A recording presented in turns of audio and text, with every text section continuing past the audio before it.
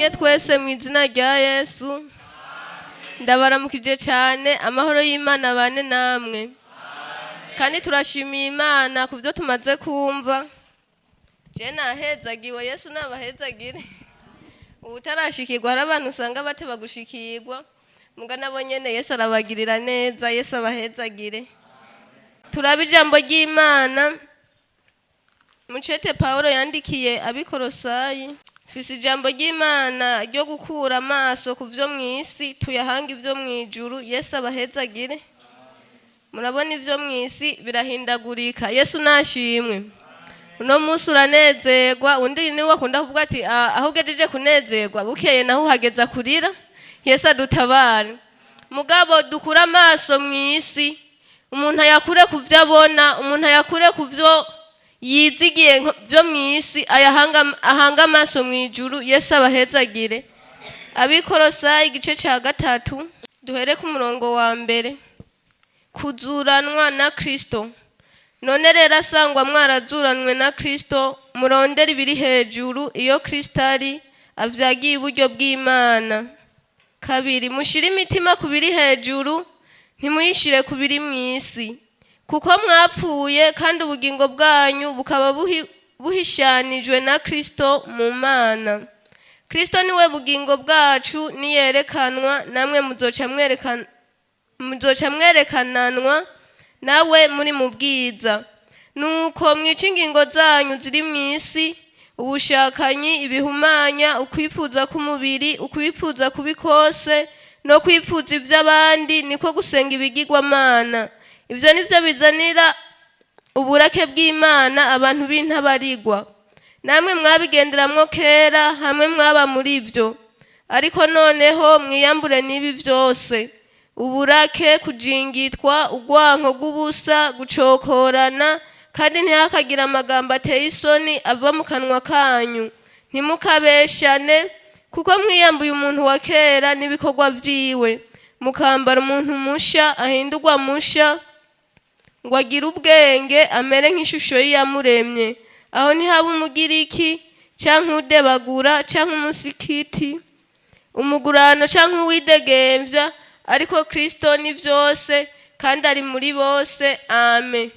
Yesu nabahezagire. Na amajambo y'Imana yari umukozi w'Imana Paulo ariko arandikira ababikorosayi ababwira ingene bazuranwe na Kristo. Ababwira ngo nyamba mwarazuranwe na Kristo, nyamba mwizigiye ivyo, nyamba mwizeye ivyo, nimukura amaso mu biri mw'isi ariko muyahange mw'ijuru. Yesu nabahezagire. Ijambo ry'Imana rivuga ngo mwitwararike ivy'ubwami bw'Imana no kugoroka kwayo, ibisigaye vyose ni inyongera. Yesu adutabare. None rero Imana itugirire neza. Ni ijambo ry'Imana naye numva mu mutima. Hariho bene data badutanguriye hariya mu bitabo vy'itanguriro. Umukozi w'Imana Mose yigeze kurungika abatasi. Yesu nadufashe. Abarungika ati genda muturabire igihugu twimirije kwinjiramwo, igihugu c'i Kanani. Rero hari abantu bari bahanze amaso mw'isi, ngo bari abagabo 10. Bararaba babona abantu baho bateye ubwoba, babona ico gihugu Imana imenga ntivyoshoka kwikibaha. Ariko Yosuwa na Kalebu bobo bari bayahanze mw'ijuru. Babwiye Mose ati nyamba Imana tuyihimbaye ico gihugu izokiduha. Yesu naduhezagire. None rero Imana itugirire neza. Umuntu wese akura amaso kubiri mw'isi. Yesu nabahezagire. Ivyo mw'isi birashira. Yesu nashimwe. Abantu bize amashure menshi, hari abantu duhora tubona umenga ni bakuru, mugabo ukaza wumva ngo ivyiwe vyarangiye. Yesu adutabare.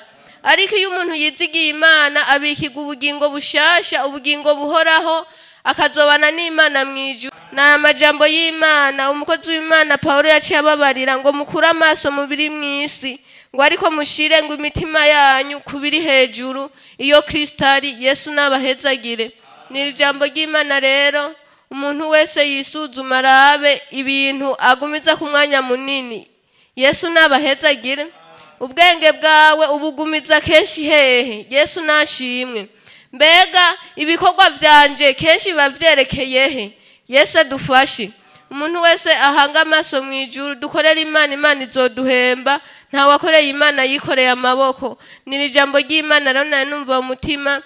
dushire ivyizigiro vyacu mw'ijuru. Ijambo ry'Imana rivuga ngo ariko tweho iwacu ni mw'ijuru, niho twiteze umukiza wacu ko azova.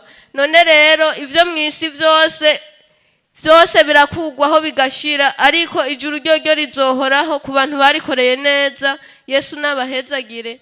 Ni ijambo ry'Imana, dusenga Imana. Yesu nuwa mbere mu kudukunda, Yesu nuwa mbere mu kudusengera.